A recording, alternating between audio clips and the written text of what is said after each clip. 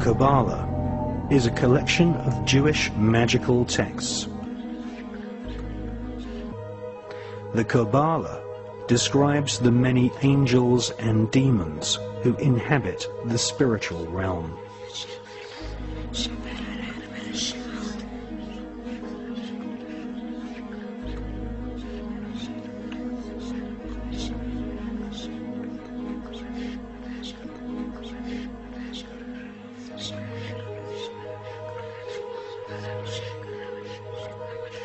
The Kabbalah gives Kabbalists a roadmap called the Tree of Life, which explains how to invoke and communicate with these powerful spirits.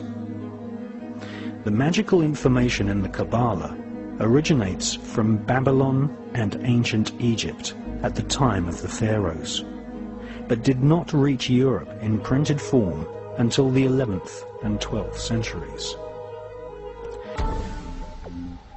The collection of texts called the Kabbalah were eventually transcribed by Rabbi Isaac the Blind in Provence in the south of France during the 12th century.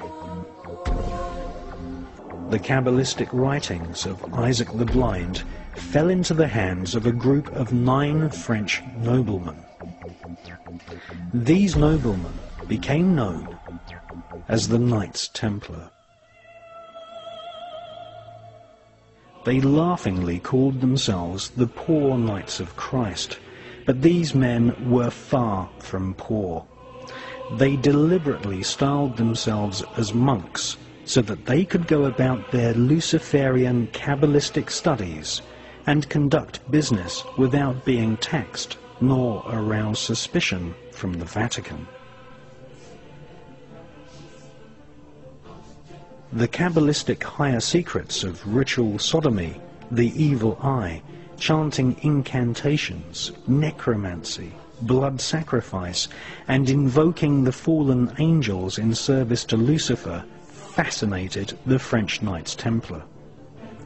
They realized that the Kabbalah originated in Palestine, and once they had realized that the Kabbalah was the key to untold spiritual magical power, they cunningly planned a bloody crusade to Palestine in order to search for more Kabbalistic and magical artifacts. The Knights Templar arrived in Palestine with one main goal: to stop the Muslims from gaining any knowledge about the Kabbalah. Historical Islamic oral accounts from the 12th century testify to a sickening crusade of plunder, torture, murder, and sexual depravity. The Knights Templar, once they had discovered the magical teachings of the Kabbalah, were dedicated utterly to destroying its origins so that they might hold its secrets exclusively. Archaeologists have found ample evidence of tunnels constructed by the Templars in Jerusalem. After 200 years of Kabbalistic magic and bloodthirsty crusades, wantonly murdering children, women, and engaging in ritualized sodomy, the French Knights Templar were rounded up, tortured, and executed. Many confessions told of the Knights Templar monks ritually sodomizing each other, invoking evil spirits, and implanting these spirits into animals such as cats. Various black magic artifacts were confiscated from castles owned by the Knights Templar, including silver caskets containing desiccated heads and skulls. The Knights Templar referred to these heads as Baphomets. They were placed at the center of a round table. Templars would then conduct a séance, invoking the spirit of Lucifer to speak through the head. The most damning information exposed them as anti-Christs. Many Knights Templar bribed their way out of prison and escaped to Scotland.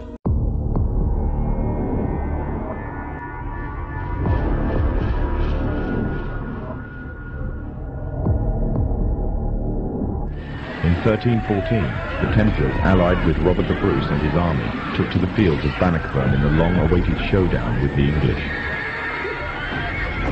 Robert the Bruce's foresight paid off.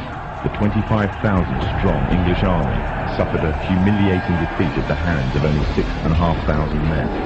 The dream of an independent Scotland had finally been achieved. The Templars had brought themselves back from the brink of destruction, and never again would they allow themselves to be destroyed. This time, they would control the country by controlling its kings, and in order to preserve their secret order, the Templars would have to die, or more precisely, the name would have to die. The Templars, who had escaped Europe, were finally laid to rest in Rosslyn Chapel, Scotland, which stands to this day as sign of their presence in Britain. Their descendants became the true power of Scotland. In 1603, the death of Queen Elizabeth I left England without an heir to the throne. By virtue of descent, King James V of Scotland became King of England. In doing so, Scotland and England joined to form a new kingdom, and the power that the Templars held over Scotland spread to give them a firm grip on the whole of Great Britain.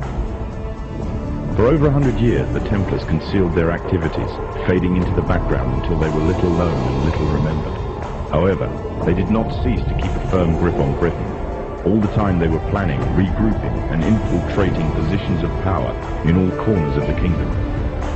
In 1717, the Templars made their reappearance in Europe.